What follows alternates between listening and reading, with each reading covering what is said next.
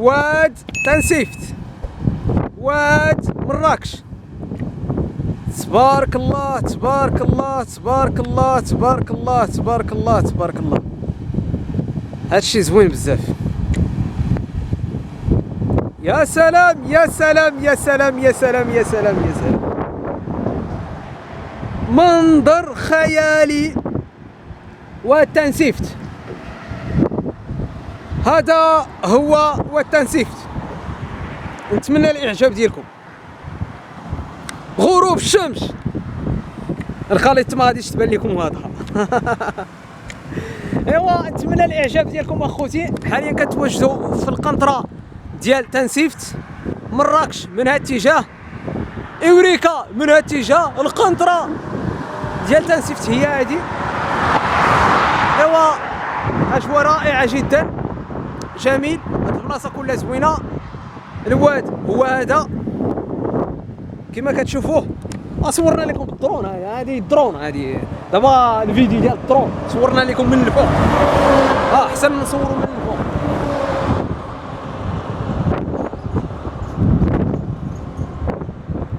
هذا هو الواد ديال تنسيفت، وعندنا الحاسي هنا. هاد البلاصه فيه الحاسي. نتمنى الاعجاب ديالكم اخوتي، نتمنى البارطاج ديالكم. هاد البلاصه كلها فيها الحاسي، وهنا القنطره تحت، هنا القنطره. وهاد البلاصه فيها الغيز، ما نقدرش نغادر لكم تما حيت كاين الغيز وكاين الحاسي تما. والواد هو هذا كما كتشوفوه، وباقي غادي بالطريقه ديالو. نتمنى هاد الفيديو يعجبكم. اشتركوا في القناه ديالي، تفعيل الجرس مباشره من واد تنسيفت مراكش. مراكش المدينه الجميله. نتمنى الاعجاب ديالكم. كلشي دير ابوني. هذا هو التنسيفت. تبارك الله زوين، تبارك الله رائع جدا. نتمنى الاعجاب ديالكم، نتمنى البارطاج ديالكم اخوتي. كلشي دير ابوني، كلشي اشترك.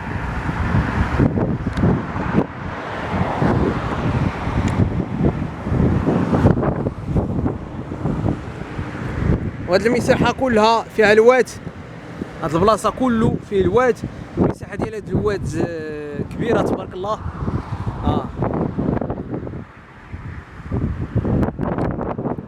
بعض الناس يقول لك هذا المحتوى ديال الفيضان بدون فائده، هاد الطريقه خطا.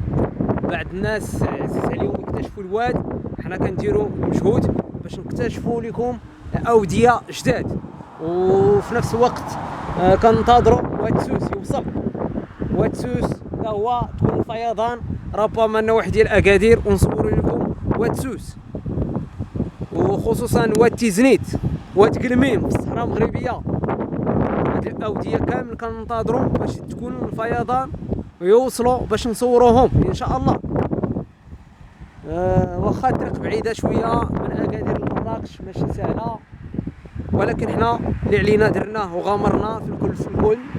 صورنا، شاركنا معكم هذا الواد اللي هادشي اللي لقينا فيه. انا رايي الواد بدا كيتزاد شويه، ما بقاش كيما كان. ايوا نتمنى يعجبكم هذا الواد، وربما هذا الواد جا من جديد غادي نرجعوا نصوروا لكم.